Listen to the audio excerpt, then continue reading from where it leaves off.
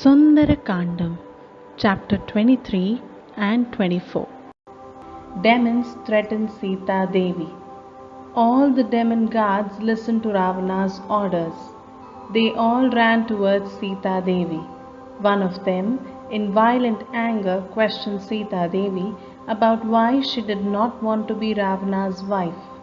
Then the demon named Ekajata angrily addressed Sita Devi and explained how great Ravana was because he was Prajapati Pulastya's grandson.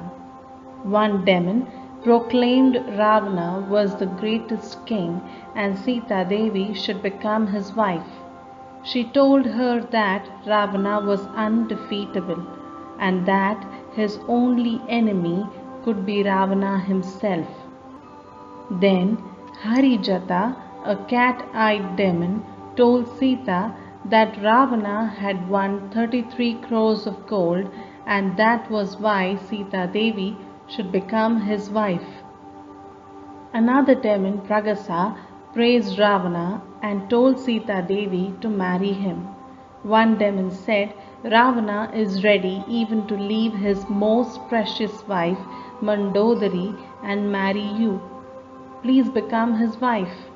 Demon Vikata praised Ravana by listing all his successes and told Sita Devi to marry him. Demon Durmukhi said, "What good is it to have large eyes if you cannot see the greatness of Ravana?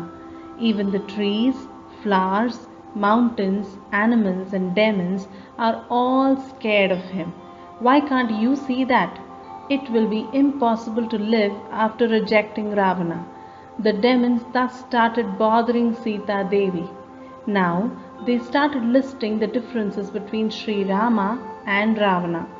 Ravana has beautiful beds. You can sleep on them. Rama sleeps on dirty sand. Ravana is full of riches while Rama is a pauper. You cannot fulfill your wishes as a human figure with a human man. Sita Devi started crying listening to their harsh words. She addressed all the demon gods. "You have spoken the most hateful words. Don't you feel it is wrong to speak thus?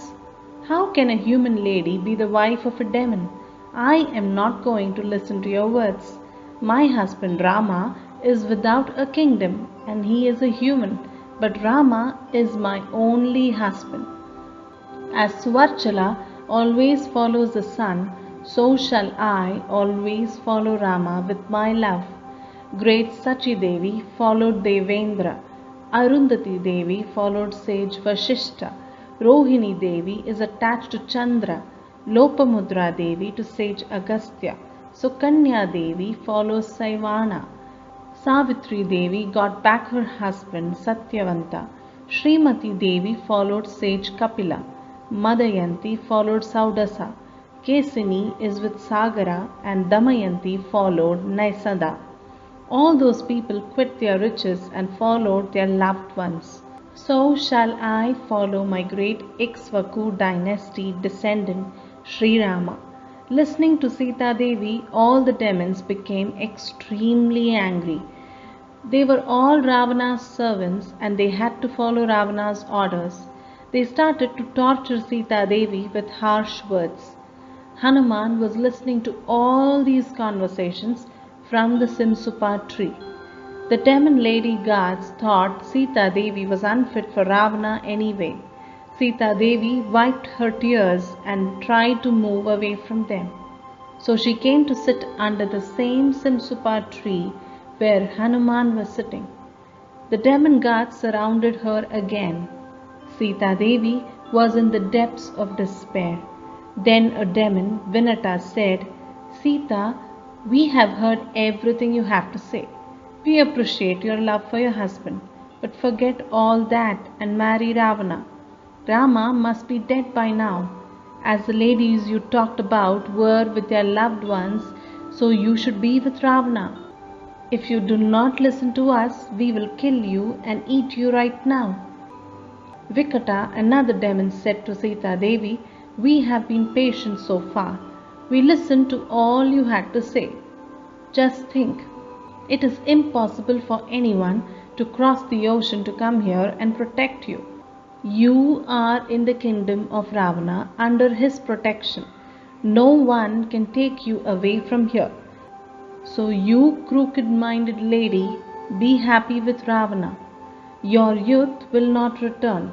If you do not listen to me, I shall remove your heart and eat it. Demon Chandodari explained how Sita's meat and brain would be delicious. Demons Pragasa, Ajamukhi and Surpanaka were all ready to kill Sita Devi and eat her.